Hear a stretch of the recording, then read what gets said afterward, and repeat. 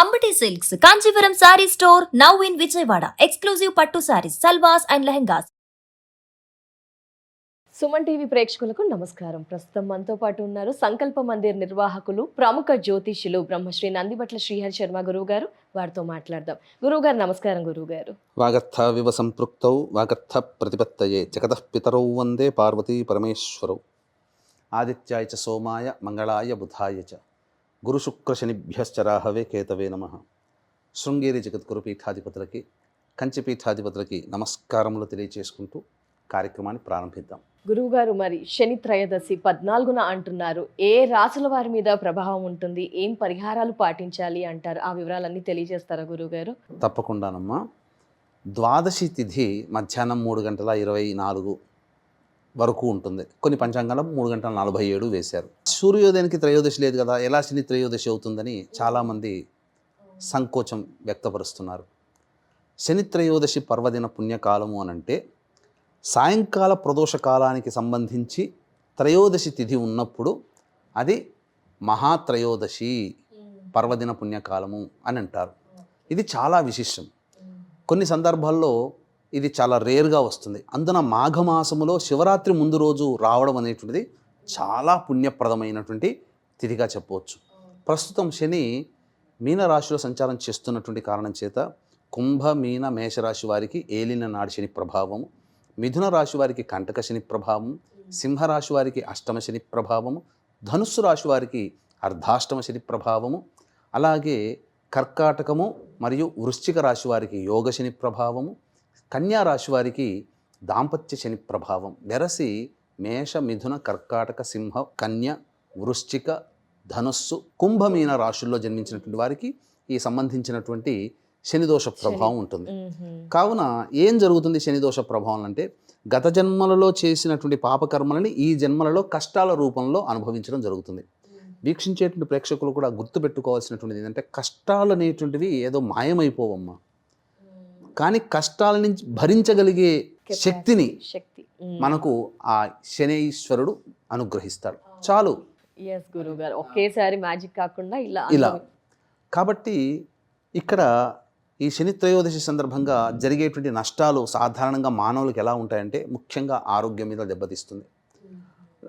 ఇచ్చినటువంటి డబ్బులు తిరిగి రాకుండా ఉండడం, ఉద్యోగము పోవడం, ఇష్టం కాని చోటుకి బదిలీ కావడము, కింది ఉద్యోగస్తులతో మాటలు పడడం, చెయ్యని పనికి నిందలు పడుతుండడం, భార్యాభర్తలు, భాగస్వామ్య వ్యాపారస్తుల మధ్య తోటి ఉద్యోగస్తులతో అంత పొంతన సరిగ్గా లేకపోవడము, అలాగే ప్రధానంగా ధన నష్టం జరుగుతుంది. వ్యాపారాలు పెట్టుబడి పెట్టి అన్నిట్లో లాస్ అయి కూర్చుంటారు. పెట్టినప్పుడు ఇది శనిదోషం ఉన్నప్పుడు జరగదు. శనిదోషం రాకుండా ఒక 6 నెలల ముందర అద్భుతంగా మొదలు పెడతారు. 6 నెలలు బాగా నడుస్తుంటుంది. ఈ చెప్పినటువంటి రాశులకి ఈ శనిదోషం ప్రారంభం అవ్వగానే అకస్మాత్తుగా లాస్ స్టార్ట్ అయిపోతాయి. అరే, పెట్టగానే బాగా జరిగింది వ్యాపారం, ఇప్పుడు ఎందుకు జరగట్లేదు, ఇలా జరుగుతుంటుంది. సో ఇవన్నీ ఈ శని ప్రభావం వలన మేష, మిథున, కర్కాటక, సింహ, కన్య, వృశ్చిక, ధనస్సు, కుంభమీన రాశిలో జన్మించినటువంటి వారికి కలుగుతున్నాయి. కాబట్టి ఈ చెప్పినటువంటి రాశిలో జన్మించినటువంటి వాళ్ళు ఈ త్రయోదశి పర్వదిన కాలానికి సంబంధించి కొన్ని పరిహారాలు పాటించుకున్నట్లయితే సమస్యలు చాలా మటుకు తీరిపోతాయి. అయితే దీనికి సంబంధించి మధ్యాహ్నం భోజనం చేయకుండా ఉపవాసం ఉండాలంటే మళ్ళీ తర్వాత శివరాత్రి మళ్ళీ ఆ రోజు ఉపవాసం ఉండాలి. కాకపోతే ఏం చేయాలనంటే, ఉదయం 11 లేదా 12 గంటల లోపల భోజనాన్ని కంప్లీట్ చేసుకోవాలి. చేసుకుంటే సాయంత్రం 5 గంటల లోపల ఈ యొక్క అన్నం జీర్ణమైపోతుంది కదా, అప్పుడు చక్కగా శిరస్నానం చేసి శివాలయానికి చేరుకోవాలి. ఇక్కడ అసలు సిసలైన పరిహారం చేయాలమ్మా, చెప్తానమ్మా. వీక్షించేటువంటి ప్రేక్షకులు కూడా మహాశివరాత్రి 15వ తారీఖు ఆదివారం కలిసి వచ్చింది. మీ యొక్క సంకల్పం, కోరిక నెరవేరాలనేటువంటి సదుద్దేశంతో విశ్వేశ్వరుని దేవాలయ ప్రాంగణ సమీపంలో కాశీక్షేత్రంలో రుద్రపారాయణాలు, రుద్రాభిషేకాలు జరిపించడం జరుగుతుంది. కాబట్టి 15వ తారీఖు సాయంకాలం 6 గంటల లోపల మీ గోత్రనామాలు నమోదు చేసుకోవచ్చు. అలాగే 17వ తారీఖు అమావాస్య, సూర్యగ్రహణము మరియు పంచగ్రహ కూటమి. గ్రహణం మన భారతదేశంలో ఉండదు, ఆచార నియమాలు పాటించాల్సిన పని లేదు. కానీ ప్రపంచవ్యాప్తంగా కొన్ని రాశులలో జన్మించినటువంటి వారికి దోషములు, ఇబ్బందులు కలుగుతాయి. ముఖ్యంగా ఈ సంబంధించినటువంటి వృషభ, మిథున, కర్కాటక, సింహ, తుల, వృశ్చిక మకర కుంభ మీన రాశిలో జన్మించినటువంటి వారికి ఈ దోషములు కాబట్టి దోష నివారణార్థమే 17వ తారీఖు రోజున మధ్యాహ్నం 3 గంటలకి గ్రహణ దోష నివారణ పూజల హోమాలు, అలాగే మృత్యుంజయ సుదర్శన నవగ్రహ ఈ సంబంధించినటువంటి హోమాది కార్యక్రమాలతో పాటుగా శని దోష నివారణ హోమాలు కూడా జరిపించి శక్తిపాతము చేసినటువంటి కరుంగలి మాల, ముఖ్యంగా చండీ హోమం కూడా జరిపించడం జరుగుతుంది. అవకాశం ఉన్న వాళ్ళు 17వ తారీఖు మధ్యాహ్నం 1 గంట లోపల స్క్రీన్పై కనిపిస్తున్న నెంబర్కి కాంటాక్ట్ చేసి మీ గోత్రనామాలు నమోదు చేసుకోవచ్చు. అవకాశం ఉంటే 2 కార్యక్రమాల్లోనైనా చేసుకోవచ్చు, లేదా ఏదైనా ఒక కార్యక్రమంలో నమోదు చేసుకోవచ్చు. ఇక దేవాలయానికి చేరుకున్న తర్వాత ముందుగా నవగ్రహాల చుట్టూ పాద ప్రక్షాళన చేసుకుని నవగ్రహాల చుట్టూ శివాయ నమః అంటూ 27 ప్రదక్షిణలు చేసిన తర్వాత పరమేశ్వరుని దర్శించుకొని తదనంతరం ఆ యొక్క సంబంధించినటువంటి నల్ల నువ్వులతో కానీ లేదా స్వచ్ఛమైన నల్ల నువ్వుల నూనెతో కానీ నవగ్రహాల్లో శనేశ్వరుడికి కానీ లేదా ఈశ్వరుడికి కానీ అభిషేకము జరిపించి అన్నము నల్ల నువ్వులు కలిపిన ముద్ద నైవేద్యముగా, తర్వాత 8 నల్ల నువ్వుల లడ్డూలు నైవేద్యంగా పెట్టాలి. ఈ పెట్టిన తరువాత అప్పుడు పరమేశ్వరుని మనసారా కాంక్షించుకోవాలి. నాకు నీ యొక్క శని భగవాను వల్ల వచ్చే ఇబ్బందుల నుంచి నన్ను బయటపడే స్వామి అని చెప్పి. మరి ఇంకా ఏ దానాలు ఏమైనా చేయాలి అంటారా గురుగారు? ఏ దీపదానం కానీ ఇంకా ఎలాంటి పరిహారాలు పాటించాలి అంటారు? దానముల విషయంకి వచ్చేసేసరికి ప్రదోష కాలం అనేటువంటిది సూర్యాస్తమయం తర్వాత చేసుకోవాలి. అయితే ఈ అభిషేకం చేసేటువంటి విషయంలో ఒక చిన్న సంబంధించినటువంటి కరెక్షన్ ఉందమ్మా. 6 గంటల 12 నిమిషాల వరకు పూర్వాషాఢ నక్షత్రం ఉంటుంది. 6 గంటల 14 నిమిషాలకి సూర్యాస్తమయం అవుతుంది. కాబట్టి ఈ సూర్యాస్తమయం అయ్యే సమయంలో ఉత్తరాషాఢ నక్షత్రం ఉంటుంది. కాబట్టి ఉత్తరాషాఢ నక్షత్రంలో ఈ అభిషేకము నల్ల నువ్వుల నూనెతో శని భగవానికి చేయండి.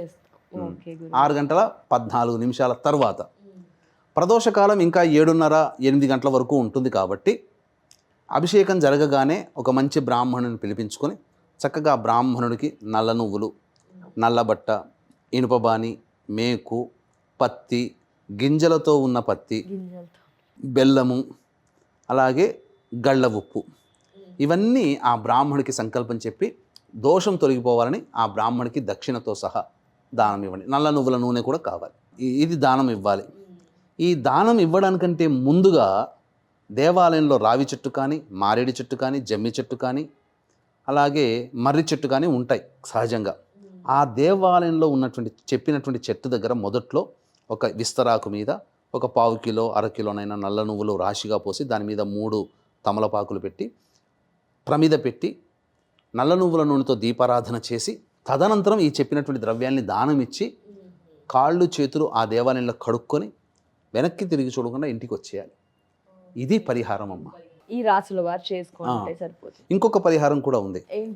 ఏంటనంటే ఈ సంబంధించినటువంటి ఇంట్లో పాడైపోయి తాళం చెవి లేకుండా పాడైపోయి ఉంటుంది కదా, ఆ యొక్క సంబంధించినటువంటి తాళం చెవి కాదు, తాళాన్ని తీసుకొని నిశీ సమయంలో 9 దాటిన తర్వాత 4 కూడళ్ళు ఉంటాయి కదా, ఎవరు చూడని సమయంలో శని దోషం తొలగిపోవాలని చెప్పి ఆ యొక్క ఇనుప తాళాన్ని క్లాక్ వైజ్ డైరెక్షన్గా 3 సార్లు, యాంటీ క్లాక్ వైజ్ డైరెక్షన్గా 3 సార్లు తిప్పి శని దోషం పోవాలని చెప్పి దాన్ని ఒక చోటికి విసిరేసేసేయండి. వెనక్కి తిరిగి చూడకుండా ఇంటికి వచ్చేసేస్తే చాలు. చాలా మటుకు ఈ యొక్క శని దోష ప్రభావం నుంచి బయటపడతారు. ఆడవారైనా మగవారైనా ఈ పద్ధతులు ఫాలో అయితే సరిపోతుంది. తప్పకుండా. ధన్యవాదాలు గురువు గారు. నమస్కారం. సర్వం శ్రీ ఉమామహేశ్వర పరబ్రహ్మార్పణమస్తు.